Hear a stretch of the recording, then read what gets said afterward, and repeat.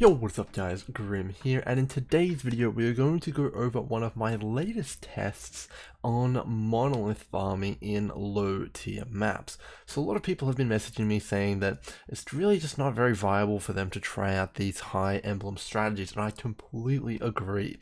And that's why I wanted to do a few tests and show that it can actually be very profitable to be farming these low tier maps, just focusing on going through as fast as possible, killing as many monoliths per hour as possible, and really just trying to rack up that currency and make a lot of it at that.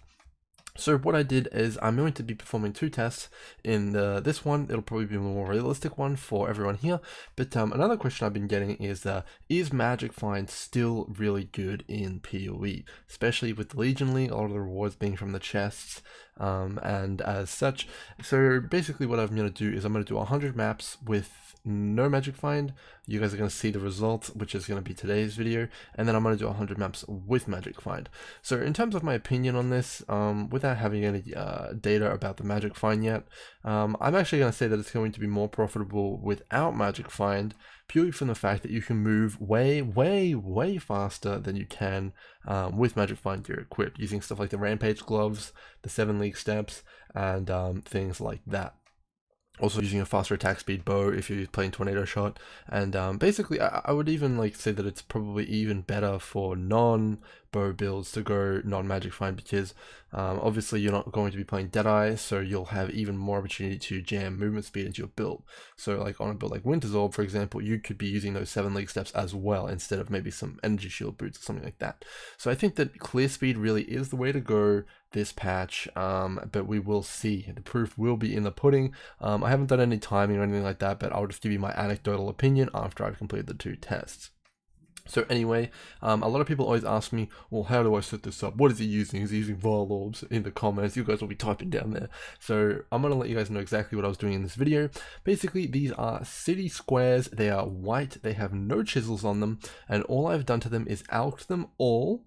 I viled them all, and then I put 3 sextants onto the map. So in terms of the sextants, I was re-rolling pretty aggressively because I've got such a fast build right now. I don't want things like Abyss. I re-roll over that. Breach is fine because you can pop it and then come back to it later. But yeah, Abyss really slows you down. Like one Abyss is like half a map sometimes, so it's kind of yuck. So re-roll those, re-roll all the non-pack size ones, and boom, off you go.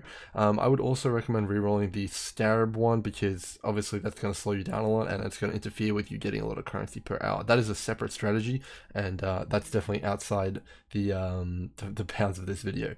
The Gloom Shrines and the Resonating Shrines are great. They add shrines and pack size to the map as well, so keep those.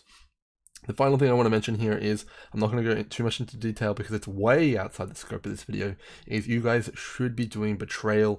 If you don't know what Betrayal is, I highly recommend looking into it and researching it. You can make multiple exalts, as many exalts as you did mapping while doing Betrayal. It's ridiculous.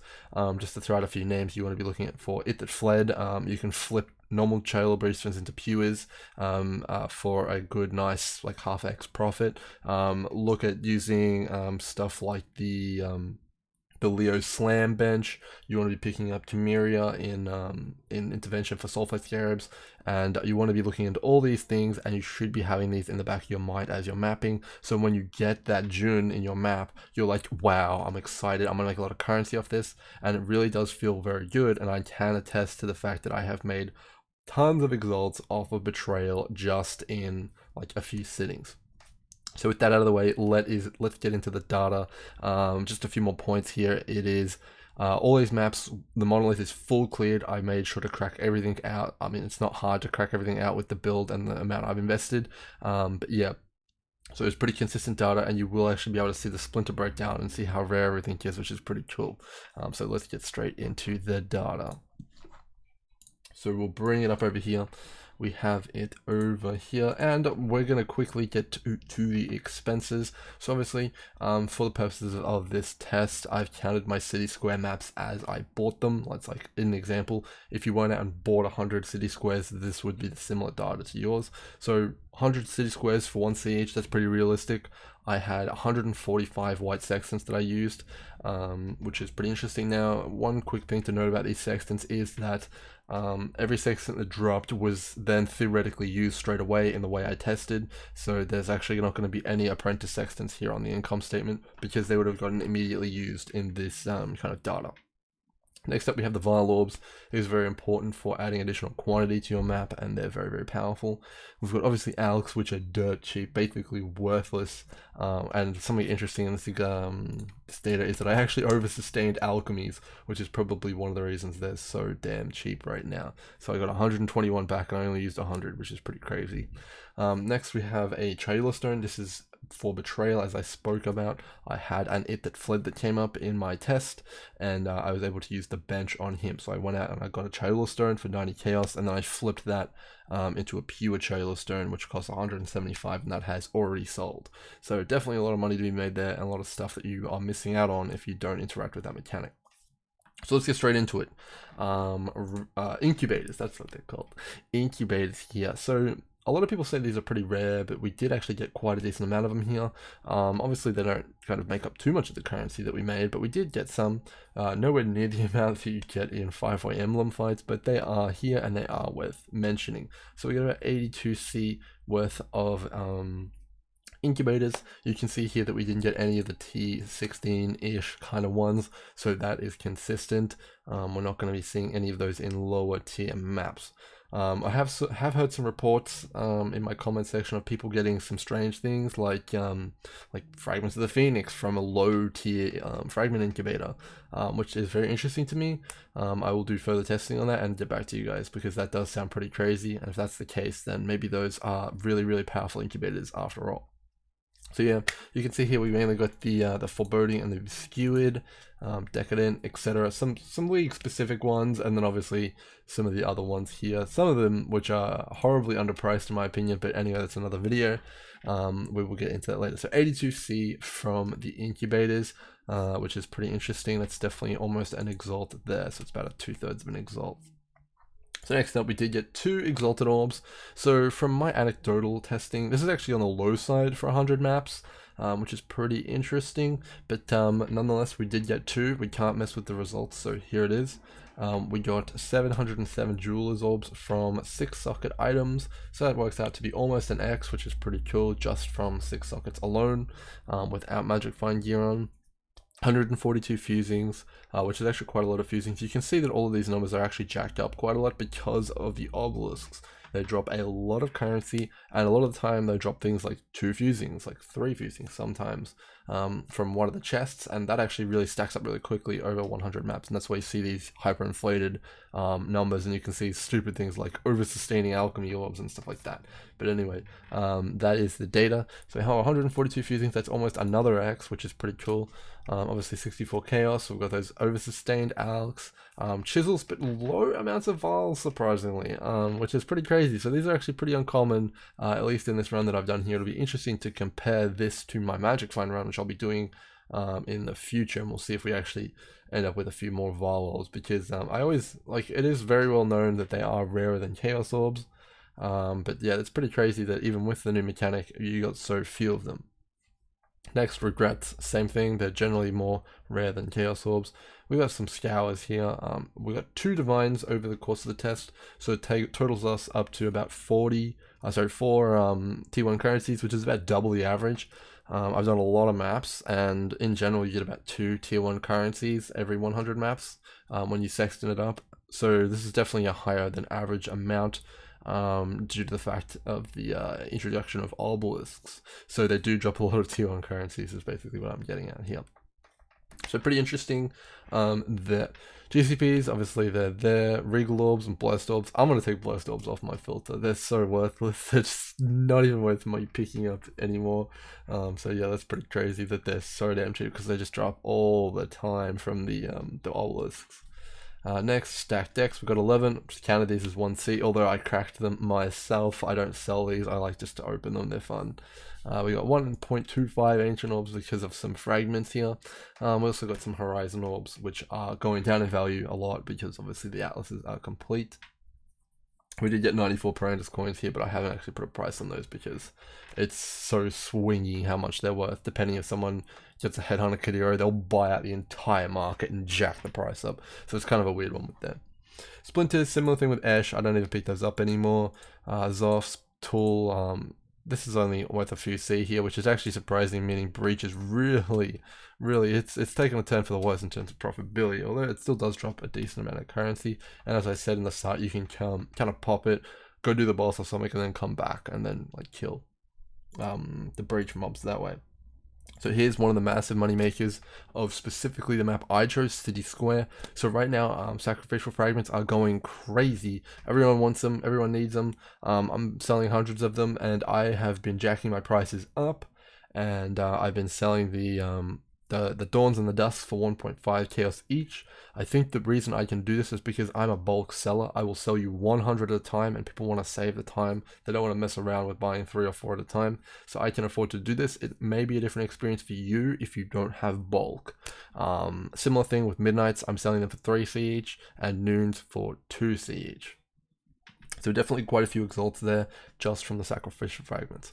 Again, we didn't get any fragments of like the Uruziri or the kind of like the shaper fragments, because as I suspected, the zone level is too low, so that incubator example might be very rare, or we'll have to do some testing there. So no fragments this time, whereas I can confirm they do drop in tier 16 by myself. Next up we have the Splinters. So it definitely is worth your time to pick these up. Looks like we got about an exalt and a half worth of currency from picking up the Splinters. A lot of that is made up from the Maraketh. Obviously we picked up a lot of these Splinters. You can see here that the most favored ones are the Karui and the Eternal. Those are the white and orange ones. And then of course the Val ones are next. You get a decent amount of them. And then the 2 rarer ones are the Templar and the Maraketh. So this actually perfectly follows the price point that is actually set for them. So the Eternal and the Karui are about the same price. They're the lowest ones. The Val is like about 20 or 30% more expensive, but still pretty reasonable. And then obviously the Templar and the Maraketh are a lot more expensive than those. So this is perfectly accurate, and it matches the market, and it says a lot about the way the prices are going. So next up, in terms of like additional money makers, we have unique rings here. We got 12. It's 12C for Lawweave. Even though that thing is tanking in price these days, if you get a good one, you can still sell it for an X or 2. We have C squares here. So in terms of the sustain, it is absolutely mind-boggling how many maps City Square generates because of the new boss changes. If you guys don't know, that bosses now actually drop additional maps, and because there's 3 bosses in City Square, it absolutely just pumps out maps that you just throws them at you. It's ridiculous. So on average, we got about 3 maps that we wanted per map. So obviously I hide a lot of the maps on my filter, which I don't want to pick up because it really clutters up your bank really quickly. So I would say we're getting about on average probably like 4 or 5 maps per map, which is pretty ridiculous when you think about that kind of amount of drops from City Square. So yeah, definitely maybe a tier 16 candidate in the old City Square these days, so it definitely is pretty good. But yeah, it looks like we made quite a bit of currency from the maps. I've taken City Squares at 156 there because I can sell them for 1C each if I wanted to. I have done it before. I've sold hundreds of them at 1C each, and it's a very popular map, and it is a very good map for the reasons that we're seeing here.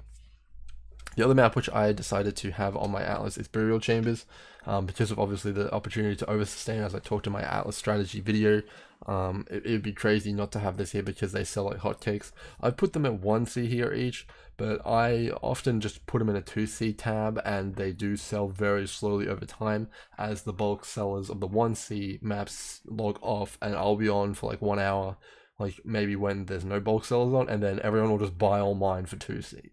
So they do sell, but I put them at 1C here because generally if you don't have a lot of time to play, you're not on a lot, you won't be able to capitalize on that window where all the other bulk sellers are offline and you're the only one online. So 1C each, maybe 1.5 if you're feeling a little bit promiscuous. But yeah, pretty big currency there, probably a couple of exalts, 2 exalts and a half probably just from the maps, which is pretty crazy. So next up we have the pure Chayula Breachstone flip, which we did. How much did we net? We netted about 85C on that one, so that was definitely worth the time to just click some buttons on the betrayal monsters. You're definitely going to be making your money there. Next up we got a few divination cards and a few uniques. I decided to include these, even though they are RNG, they are definitely part of the experience. You will get probably something in 100 maps. which is worth a bit of money. So we got a Last Hope Divination card, which you can turn in for an Uber fragment. We got one Ventus Gamble, which was worth 39C. I didn't identify it, I just picked the lowest price. We got a Wind Ripper Bow, which is 83. Again, didn't look at the rolls, just the lowest price. Biscos Collar, again, no rolls. Jeweler's Touch, which has already sold, 24C. We got a Val Winds, a Bountiful Traps, and a Master Seeks Help. Now, there was a few other prophecies, like a Plague of Frogs, a Plague of Rats here, but I just didn't want to type them in. This probably comes out to about 5 or 6C extra, but I don't think you guys are really going to miss that bit of data there. In terms of the fossils, we actually did get quite a few. We got a total of 19 fossils from the 100 maps, which is actually pretty interesting. I didn't think I'd get that many. So we got one Pristine with about 5C, but again, if you sell in bulk, I sell for mine for like 7C each because I just have so many of them because I delve and I did the 5-way emblem, so I still have a lot of that stuff left over. Jagged, 2C, again, same thing, you can sell in bulk, but anyway, I won't be breaking record here. And then we have some miscellaneous fossils, which you can sell pretty much any fossil for 1C if you have enough of them, and maybe even more. So yeah, I think every single fossil does have some value in it, and I think it's fair to just throw the rest in here, like the Scorched, the Frigid in at 1C. In terms of scarabs, we didn't get too many. The two gilded ones are from the Betrayal encounter, which I did at Intervention. I got a gilded Sulfite Scarab and Cardo Scarab, which is worth 27 and 23C respectively. So that's a bit of currency there. Again, Betrayal paying back a little bit of money for basically no time investment. Next up, we have some Porandus Scarabs, a Ray Scarab, and some Bestiary Scarabs, which are pretty much worth nothing. And then we come down here to the overall profit. We have a total of 2,082 revenue. That's chaos, and then we obviously have our 500 chaos expenses there with the Chailer Bridgestone and the mapping supplies. So we come out at a whopping 1,584 chaos profit, which is about 63 chaos per map, which is pretty crazy if you ask me, just for running white city squares with a couple sections on them. And you saw in the start how fast I was running these. I was running them very, very quickly, just trying to go very, very fast. In total, to run all 100 maps, I'd say it probably took me about 3.5 to 4 hours. Now that is with me trading, me getting up to get like a sandwich. I made a coffee, you know, so you can go pretty fast providing you have the gear. And that's pretty cool in my opinion, that you can make so much currency just in pretty much low tier maps. So in terms of exalted, that's about 12.89 exalts, so about 13 exalts, give or take a few chaos, which is a pretty good day's work for this kind of content. This is way up from previous leagues kind of profit. I think Betrayal came maybe close, I can't quite remember, to the income of this league, but you're just going to be making a lot of currency doing low tier maps, and this is without Magic Find. So this is pretty good evidence to show that you probably don't need Magic Find, because this is already a very good rate of currency. At this rate, you could probably, if you played all day and you played like a madman with pretty decent gear, you could probably get a Headhunter in 3 or 4 days, just as anyone. Assuming your build can clear maps like this okay, like at a decent rate. So with that, I just want to kind of do a few closing thoughts about basically white maps in general. So I would say that they're probably not as lucrative as doing 5-way emblems, but if you take into account the fact that you don't need to have a lot of startup capital to do these, it's very, very easy to do them infinitely without having to worry about buying like more emblems or anything like that. It's more relaxing. You don't need a team, you don't need insane gear. Basically anyone can do this. You're probably looking at a very, very fantastic and very easily accessible way to grind up a lot of currency and really have a lot of fun in the game with any build you really want with that amount of currency. Doing what I did, you can grind a Disfavor in 1 day. Probably even if you take double the amount of time to do the maps as me, you can still get that Disfavor that you wanted in a day easily, which is pretty cool. Obviously, stuff does take a while to sell. It does need to be sold throughout the day. Maybe you can just cut the prices a bit if you really want to sell it, and you'll be able to have an easier time there. Now I do want to say a few other things. City Square is not the only map you can do. There's tons of other maps that are equally as cool and fun to try out. The main reason I chose City Square is because I know this is a moneymaker. The sacrificial fragments always are the backbone of this map. They always provide a ton of currency. They're always in demand by everyone, and you know you're going to make currency. Between the burial chambers and the additional oversustain of City Squares and those fragments, there's no way you can lose. It's an inevitability that you will get the items you want. There's no questions. And that's why I really like this map, and that's why I would recommend it to pretty much anybody. Having said that though, there are some cool other maps that you can try. I'll throw out a few just in this video now. So there is like Dunes. Dunes is a very cool map. I think it's very good right now. Obviously you can get the Lion's Roar Flask from the Divination card there, as well as a 6-link Imperial Bow, which you might have a bit of fun chancing into a Wind Ripper, although that is kind of unlucky. But if you do get it, you can sell that 6-link Wind Ripper. I can also recommend a few other maps. I think Ashenwood is very good. I have tested that one. The Enlightened card is quite effective. It drops quite often, and you can then take that and vol that potentially into an Empower 4 for a massive profit. Sorry, Enlightened 4 for a massive profit. And there's also a few other ones, but what you have to keep in mind is that you have the power to alter the drop table of each of these maps.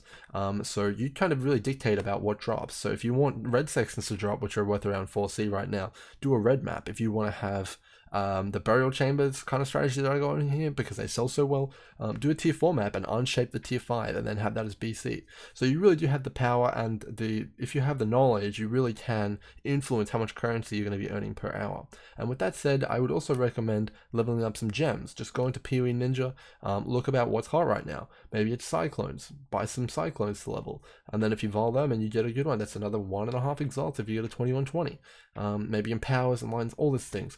Just really look outside the box and try and find some opportunities to make some currency while you're mapping. I can also recommend a few other methods. This is pretty far outside the scope of this video, but maybe if you're trying to just map and you're a bit, just trying to make some more currency, you can flip on the side. I do this a little bit sometimes. Like I have a lot of chaos right now, and I will flip the alluring bounties because I just want exalts. Alluring bounties are often like they put up by people because they only have one, and I mean, what are they going to do with one? They need to sell it. They don't want to buy another set of 10, so here comes me. They'll list it a little bit cheaper, and I will buy that, and I'll get some cheap exalts, and then I can flip those exalts back into chaos to buy more alluring bounties. And you can do this with pretty much any divination card, because divination cards in groups of 1 aren't as valuable as in sets, and you will be able to gather the set if you have enough currency to buy them.